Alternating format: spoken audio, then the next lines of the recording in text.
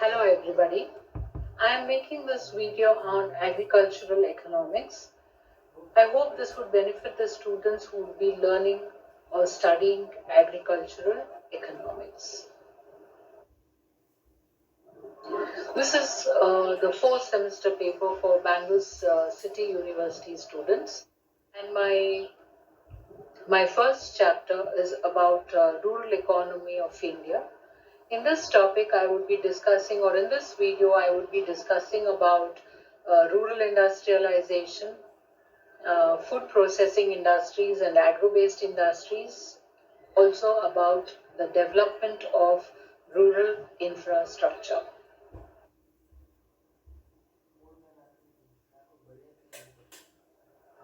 So to begin with, let's see what does rural industrialization actually mean. So we actually define it as encouraging or moving or shifting of the location of the small and large scale units of these industries from urban to rural areas. Actually, what happens is we usually find that we have these industries in urban areas, and these urban areas are already flourished and they're developed and they're quite comfortable with the facilities available in the urban areas. So when we have this intention of bringing about industrialization in rural areas, what we plan to do is basically move these industries from urban to rural areas.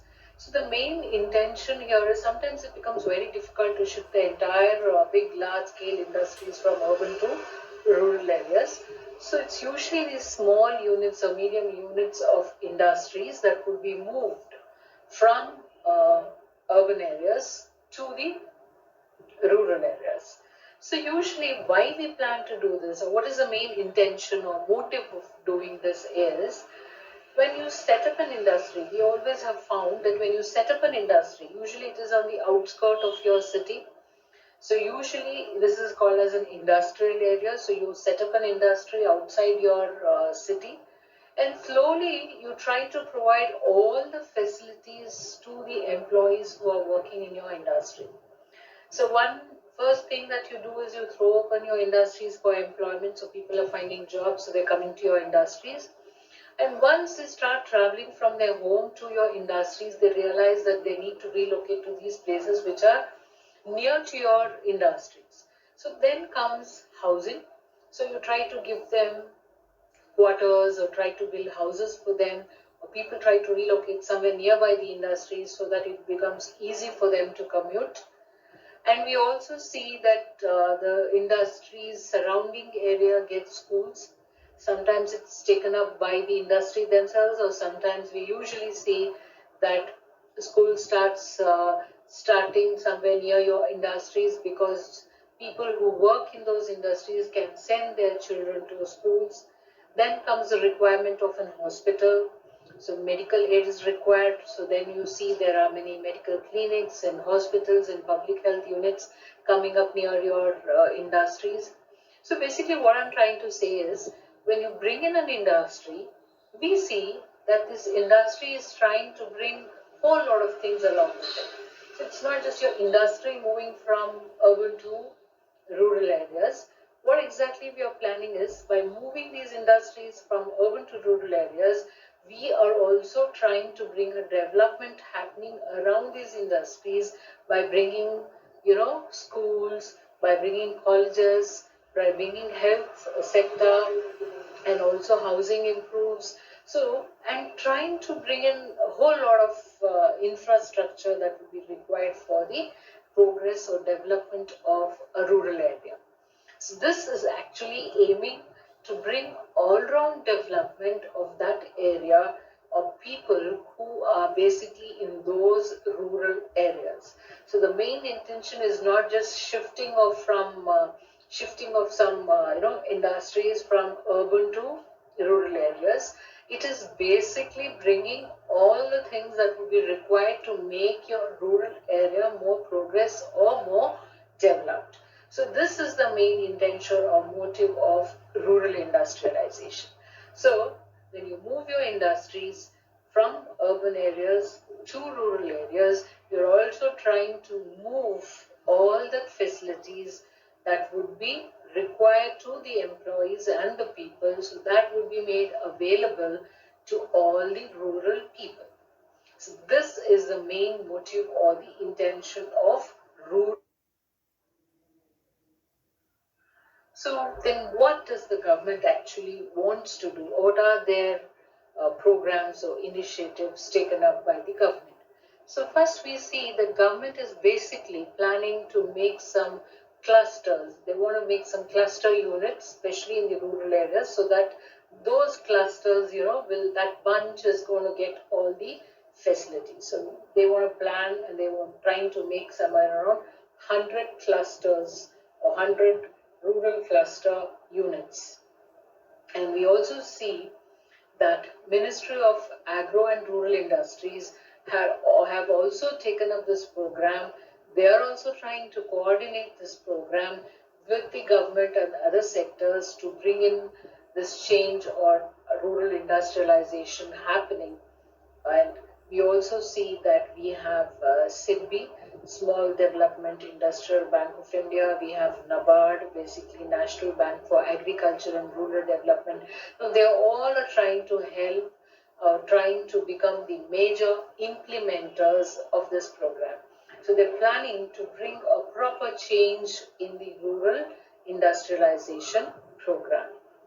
We see that the central government is also providing about 2 crore of rupees as aid to these rural sectors.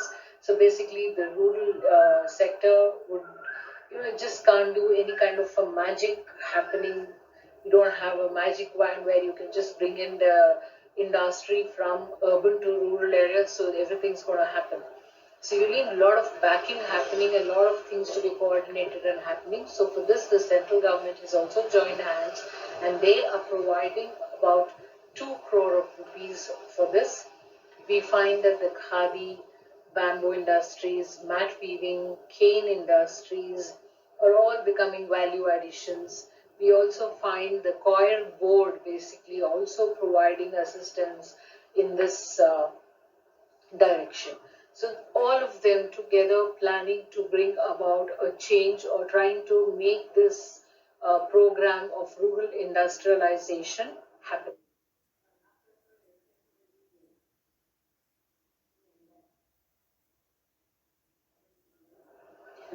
So then we see, then there are no problems at all. So we have vision, we have a plan, so everything's going to fine. No, still we find that there are many problems, there are many issues faced by the government and the people for bringing about this program or implementing this program. So on a broader outlook, we see that there are problems related to finance, there is problem related to manpower, managerial issues, resources. It's a lot of issues happening when you try to move these industries from urban to rural areas. So when we see about or when we talk about finance, government did try to give loans or try to move the banks and try to provide credit to these sectors. But still somewhere we find that it is lagging behind. It is not sufficient. The credit facilities are still poor. So financially they are not able to manage and run the industries. When it comes to manpower, people moving from urban to rural areas again is a challenge. Or to find the right people with the skills, the manpower requirement needs to be fulfilled. You can't just move your industries to a rural area and just wait for people to come. You have to run your industry wherein you need your skilled laborers or you need your workers to take up those jobs.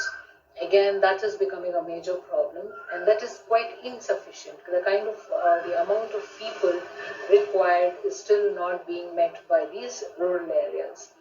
Coming to the technology, we see that we need well-trained, motivated people. They're also paid well. But still in rural areas, to get these trained people or people being comfortable with technology is still not happening. So, they're more comfortable maybe doing those agricultural jobs, or maybe they're happy with those allied activities, maybe they're happy with dairying or they're happy with animal husbandry, etc. still not very comfortable with these industries moving to their location. And coming to formulation of industrial policy as such, the rural industrial policy is actually needed, and whatever policy framework has been done has been a failure. It's still, not able to take up in the right perspective or with the initiative which it had been launched. So, still having a lot of issues with that. Coming to our credit facilities or the credit gap, still we find that no proper credit facilities are available. Government though planned and tried to move, banks to the rural areas, still getting credit, still, finding those opening of accounts or taking loans or maybe making investments and people feeling comfortable to make use of these credit facilities or to get the right kind of amount that they want to run these industries is still not happening. So again, we are still lagging behind. Coming to marketing aspects, we find that again, marketing infrastructure is very poor. We need to improve the rural sector because we all know that when it comes to infrastructure and especially rural areas, we find that they lack in terms of proper connectivity or roads, and there is no electricity. Usually we find that there is, electricity supplied only in the early mornings and the late evenings. From morning till evening, they are not having any kind of power supply. So what happens is basically that amount of electricity is just enough for them to run their pump sets, to water their fields. It's insufficient basically. So trying to just shifting your industries doesn't help. Along with your industries, you need to provide your infrastructure. You need to give proper connectivity so that people are able to commute from their houses or remote village areas to the industries. You need to provide them electricity, proper water supply, sanitation, health facilities. So all these are posing to be a major problem. So then what are the benefits that we achieved when government planned for rural industrialization? At least have we reached a point where we can just look back and say, yes, we were able to do something or we have achieved this. We find that small cottage industries could be set up here because it requires very low capital requirements. We all know India basically survived and thrived with small scale industries. So we all know small scale means a very less amount of capital. So this would be the best thing happening for rural industries when you are able to set up these cottage or small cottage industries. And also we find that these rural industries can take advantage of this because they have these local resources available.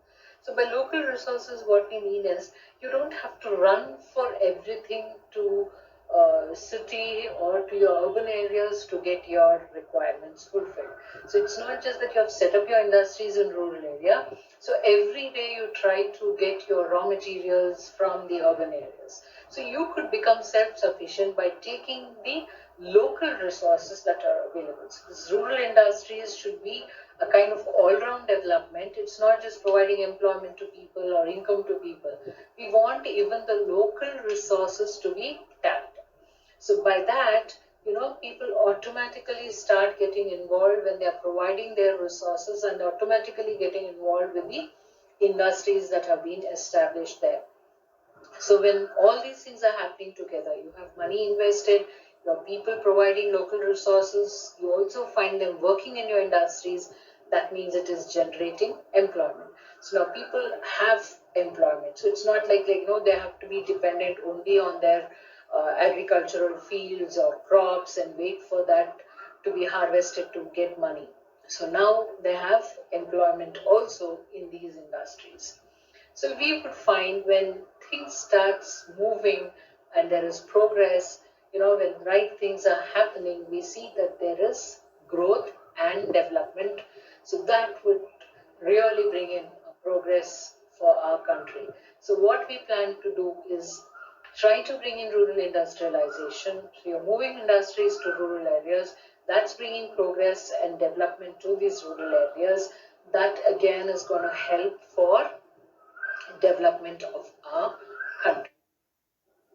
So we move on to the next topic or the next section of food processing industries and agro-based industries. So what do we mean by food processing?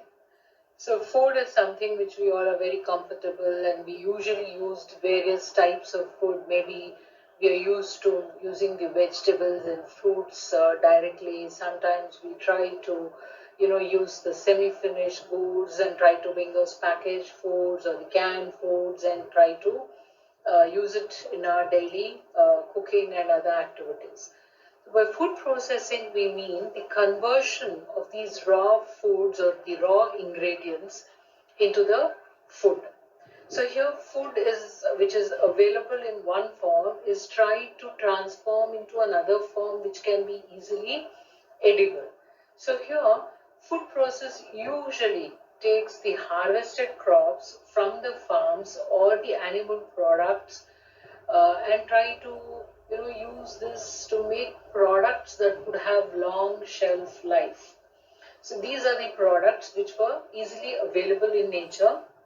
So you have tried to take up those products and try to give them some form or shape and try to, maybe semi-finished to finished, or maybe adding certain preservatives and adding certain things which makes it, long lasting, which you have a long shelf life so that you can use it for your entire year. So we all know we love certain fruits or certain vegetables which would be available in a particular season. So now what we are trying to do, pick those fruits or vegetables and try to bring in some kind of a process which would be available, which makes it available for the entire year. So you have this canned foods, you have variety of fruits, vegetables, all available to you because you're making use of it through processing this food.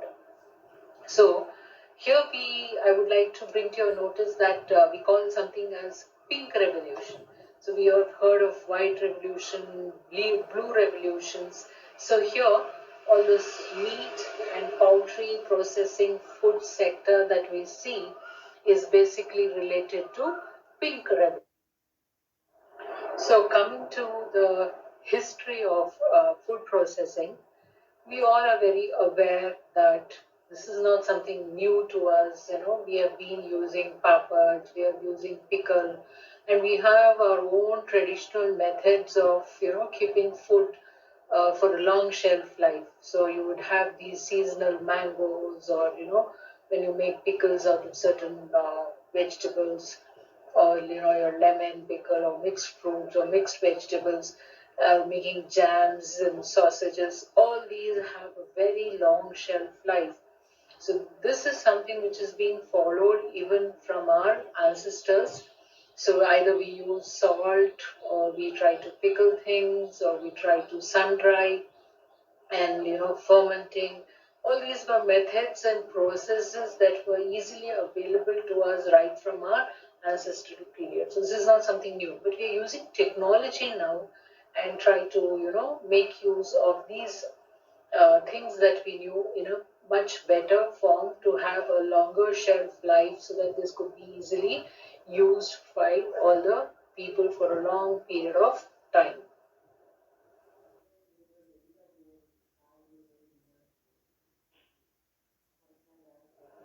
So then what are these major segments of food processing? So usually we find this food processing happening in fruits and vegetables. We all know fruits, vegetables are very seasonal in nature. So this is not something that is available throughout your year. So you sometimes wait for those seasons to get those fruits. So you have your berries, you have strawberries, blackberries, you have your mango, you have oranges. So when you want to have those seasonal foods, usually we would wait for those seasons.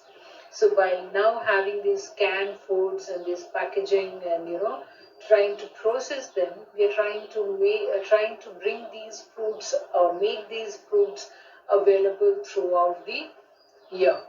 Same with the vegetables. There are certain vegetables which are available all around the year, but there are certain vegetables which are available only in those seasons.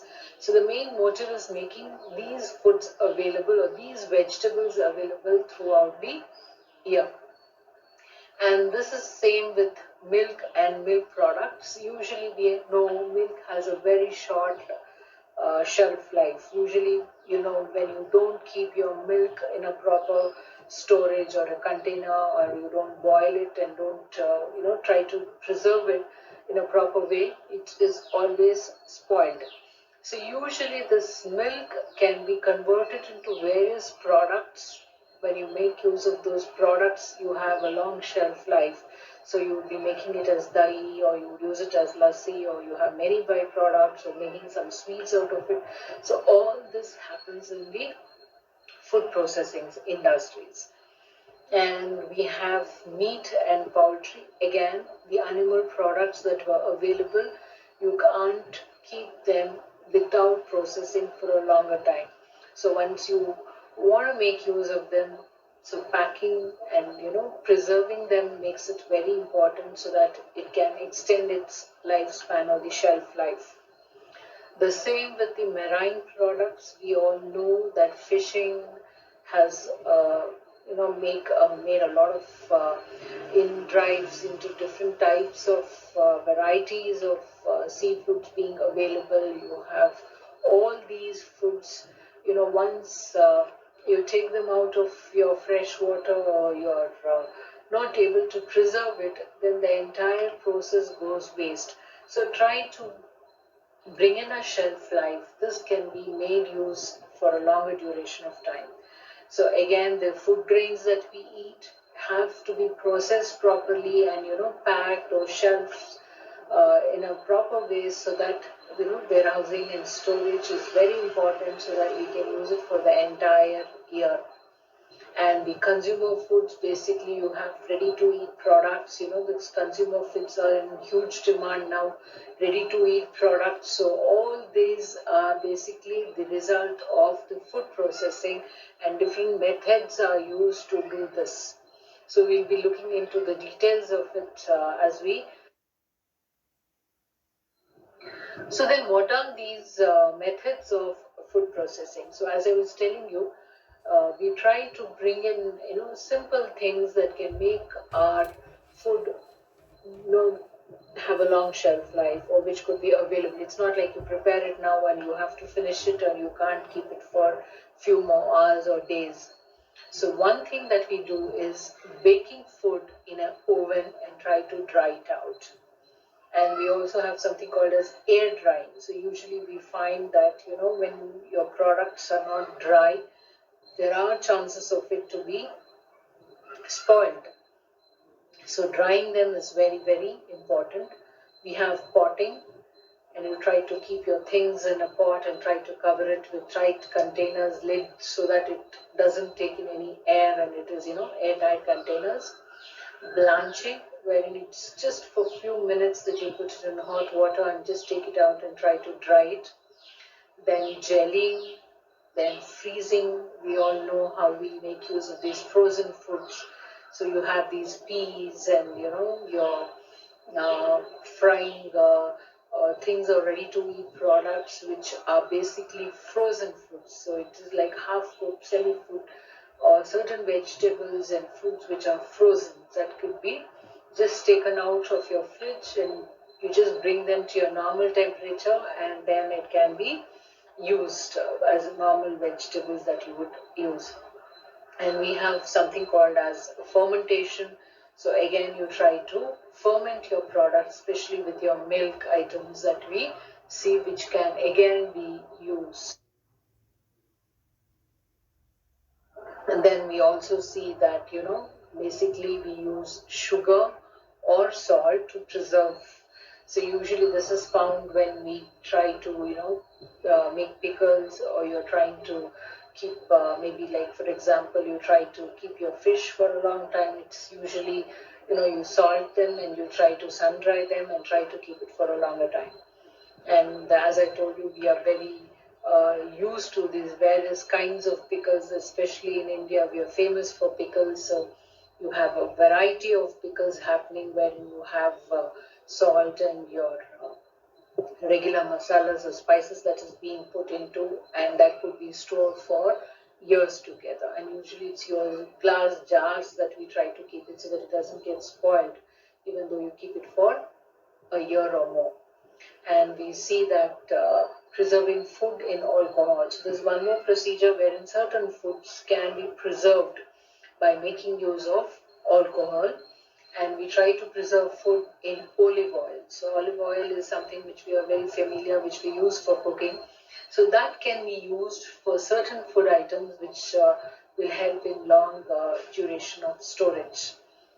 And canning, as I told, we are so used to this canned food nowadays, wherein items are just canned, soybeans and rest of your pineapple and certain things which usually can't keep for a long time are usually processed and kept in cans, which you can just open the can and make use of those fruits or vegetables as you wish or as per your needs. So these are the methods that we see when we are trying to, and there are certain food preservation methods that can be done at home, but with little specialized equipment. So for the processes which I just discussed till now, you don't need any special things. It's normal, putting them in salt, water, alcohol, or olive oil and just sun dry or keep it in an airtight container or a can, etc.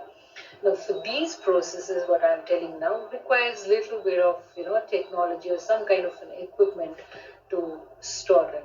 So it is pressure canning. You're trying to take out all the air out of it, or vacuum sealing is done, wherein you just try to take out all the air out of it. And we have freeze drying and smoking and dehydration. So basically taking out all the water content in it. So these are methods we try to preserve our foods and vegetables and any other food items. So these food processing that we discussed usually are put into two types. Basically, one is your manufacturing, and the other one is wherein you're trying to give value addition to your products. So you're converting your raw materials into food. And coming to value addition, we find that we are trying to increase the shelf life, and you're manufacturing this food and trying to give in few more days or months or years to your product. So usually we put this process under three stages of food processing, namely primary, secondary, and tertiary process. So this process, what we discuss now, just doesn't happen just like this. You just take a fruit and put it here and it is done. So you have your own stages and different processes are involved. So usually we try to put this into three stages, and let's see how these three stages, or what these three stages are and what they do in these three stages.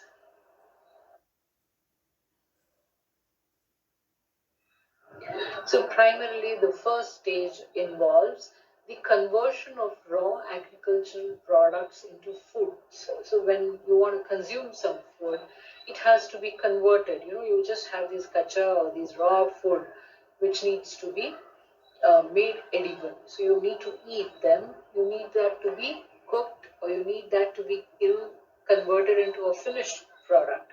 So it's, for example, milling of the grain to create the flour. So basically you have your rice flour, ragi flour, you have your wheat flour, maida, corn flours. All this, you just can't take your rice and chew and make it, or you can't eat it. So you need those flour. For that, you need to grind them. See, this is one process. I'm just giving an example. This could be one of the processes wherein your raw agricultural product is converted into food that could be used or consumed later.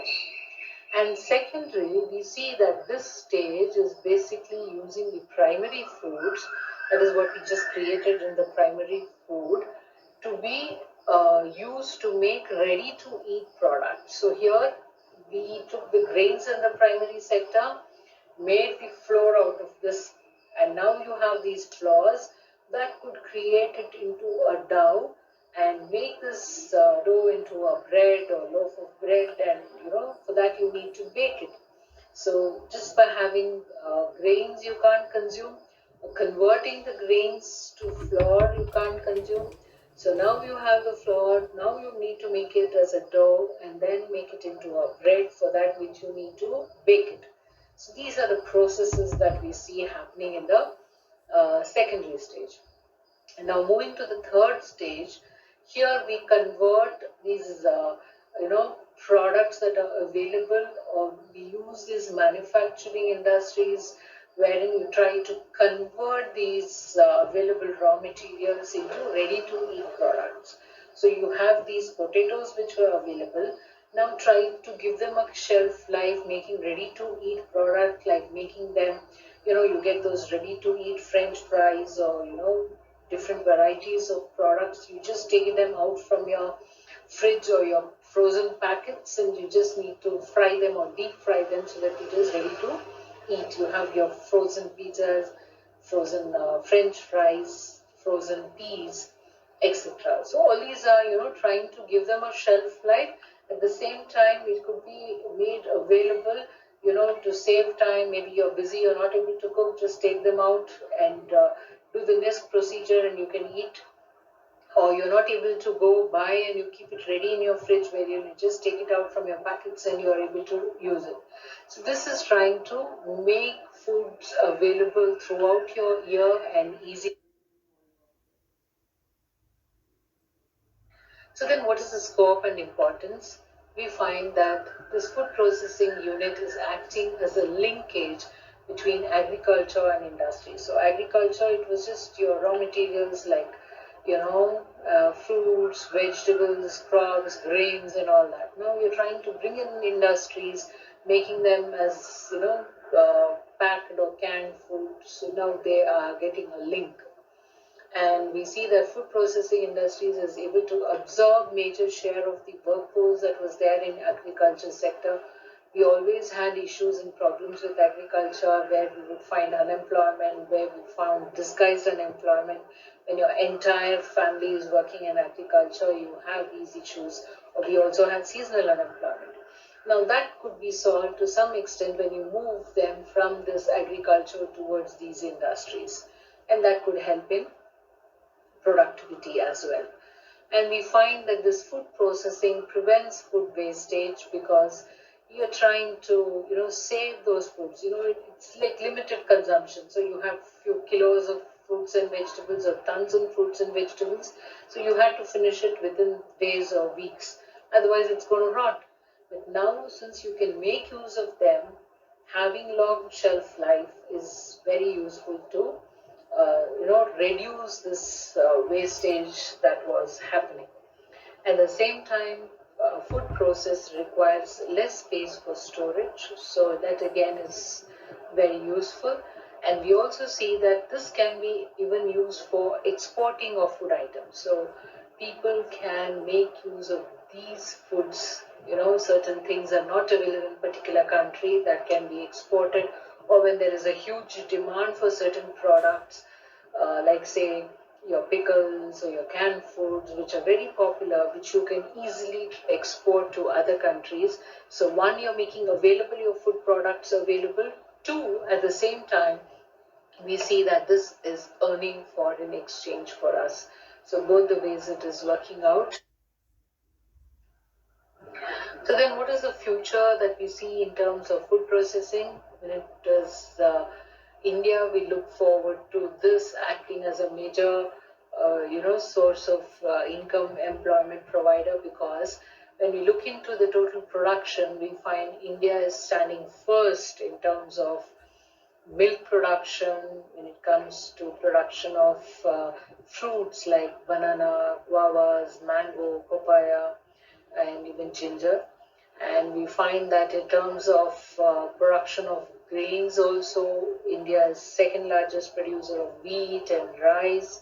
Coming to vegetables, we find potato and sugarcane, again we are the second largest producer. And we see in terms of tea, nut and cashews, again we are the second largest producer. So all this would just go waste if we are not able to, use it in terms of food processed and kept for a long time, or sold in the international market or the local markets, because it would just rot and go waste. And we find it is the fifth largest producer in terms of coffee, tea, spices, tobacco, etc. So we have a very huge raw material base which we can easily use to become one of the leading food suppliers to the world. So we could be a leader in terms of these food being made available to not just your local village markets or your national markets, but the international market as well. So India has a very bright future. So when it comes to resource advantages, we find that different types of soils are available in India. So that is again helping for cultivation of different types of crops. Coming to the coastal line, we see that that is very convenient for fishing. So you have variety of fish again that could be processed. And we also have domestic animals resources is very good. So this could provide a lot of employment opportunities. So as we discussed, a lot of people can move from agriculture sector towards these industries. And we find that when you move these industries to rural areas, or when you're able to provide these opportunities in rural areas, you're able to curb or decrease this migration from urban to rural areas. So this on the whole could resolve many issues and problems faced by the uh, urban areas and try to improve our rural area as well. So we move on to the next concept, that is development of rural infrastructure. So by infrastructure, we know it is a very basic, important component to play in any of the country's economy or country's growth, because this we would consider as a backbone. When we say infrastructure, it includes a huge lot of things like, rural, urban, it encompasses everything. We are trying to provide roads, dams, canals, electricity, sanitation, communication, water supply, trying to bring in everything. So now we are talking about rural infrastructure. It's your rural roads, rural canals, dams, rural sanitation. You're trying to bring in electricity to the rural areas, and you're trying to provide housing, electrification, and telecommunication and connectivity. So basically, it is trying to provide everything that is required for your rural area to progress or develop.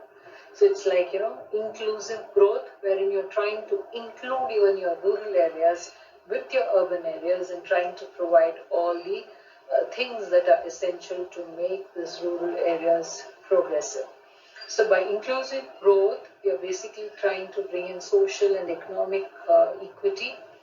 And since India's majority of the villages, people live in the villages, and these villages need to be, progressed or developed or improved. We can see that the rural infrastructure plays a very important component for inclusive growth.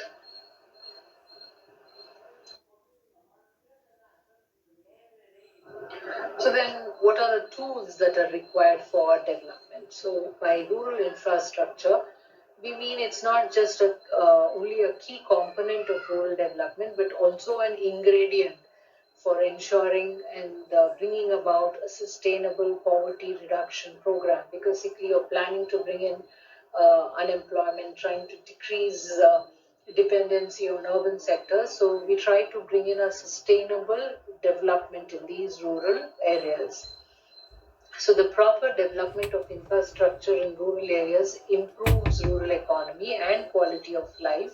So it promotes better productivity, increased agricultural incomes, and employment opportunities.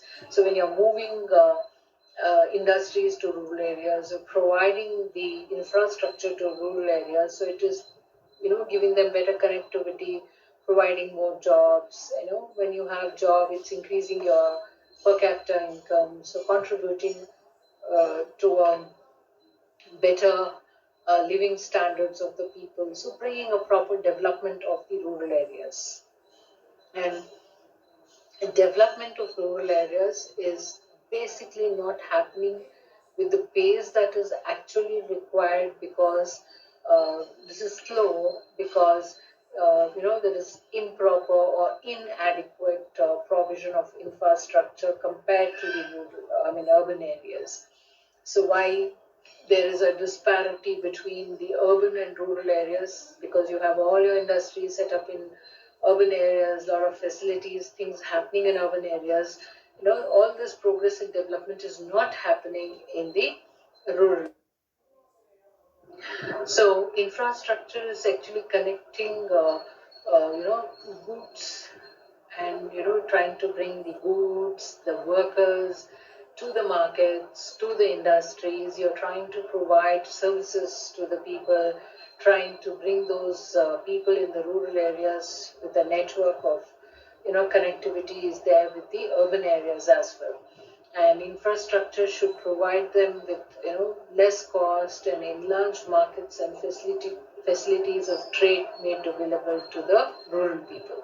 So it's not like you have to rush to your cities or urban areas to buy goods or things which are not available in your local markets. So infrastructure is one service that supports the economic growth. So by increasing productivity of labor and capital, we can reduce the cost of production and raise the profitability, production, and provide more income and employment. So at the same time, infrastructure is again very important because it's providing services. You're able to put in all these productive activities happening, because production process can start when you have proper infrastructure, and you can raise your productivity when you have proper infrastructure facilities made available. So moving on to the importance of rural infrastructure, we find that rural road infrastructure is very important, because it is one thing that is providing mobility and connectivity to the rural people. And this is again required because it boosts the agricultural activities. You're making available of the water, seeds, and raw materials to the farmers. You're providing connectivity to the rural areas, so hence you're providing employment opportunities to the rural people. And also the non-agricultural sector is also connected, and you're trying to bring in increasing livelihood opportunities to these rural people. And it ensures that rural areas are served with better public services, and that would again benefit uh, the rural areas, and this should be done by the state. So any far-flung areas, the government should take an initiative to provide all these facilities. And also this can again provide access to education and health services as well. So rural electrification infrastructure, as I told you, electrification is very important, to provide agriculture or any other allied activities requires a lot of water, which should be provided with proper electrification, because they need to irrigate these lands, they need their pump sets to be operational. So electrification is very important. Sometimes small and cottage industries are there which requires electricity. Khadi and village industries are there again which require electricity. So this plays a very important role. And coming to water supply, you can't always depend on your wells or tube wells and canals. So proper connectivity is required, because we need to sustain the system. So you have water which needs to be transferred to your fields.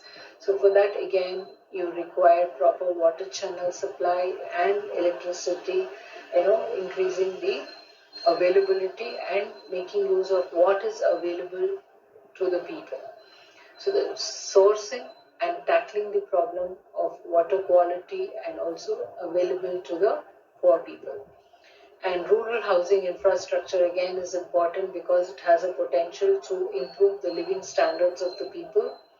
So overall, we find that to bring in a progress and development of the rural people, we require infrastructure. So whether it is your, electricity or roads or sanitation, all this is required for the rural areas for bringing about rural development and progress. So, just to summarize some of the works taken up by the government has launched the Bharat Nirman for the development of rural infrastructure. So, basically, this is proposed for development of irrigation, roads, housing, water supply, electricity, telecommunication, etc. So finally, we come to the limitations, some of the issues that are facing for development of our rural areas. That is, the infrastructure investment is irregular and inadequate. We find that the villages are too many in number, and the cost providing for infrastructure is very, very small. And we also find that there is limitations on financial and other resources available because the infrastructure availability in villages is too very less. And the basic geographical structure of population distribution again, will change once India shifts from being agriculture-based country to a industry-based nation. So let's summarize all the things that we studied or learned in this video. To begin with, we discussed about rural infrastructure, the meaning, importance, tools of rural infrastructure, and different measures that were required to improve the rural infrastructure. And we also discussed about the problems and the benefits of rural industrialization. And we also discussed about food processing, what exactly it is and how we do it, and the history about food processing, the types that are there, and the stages that is involved, and the significance of food processing. Thank you. Basically, this video was done with the intention of making, to understand the concept of agricultural economics and the different aspects that are there in the chapters of rural economy of India. This gave me immense pleasure preparing this video. I hope it is beneficial and helpful to all the people who would love to make use of it.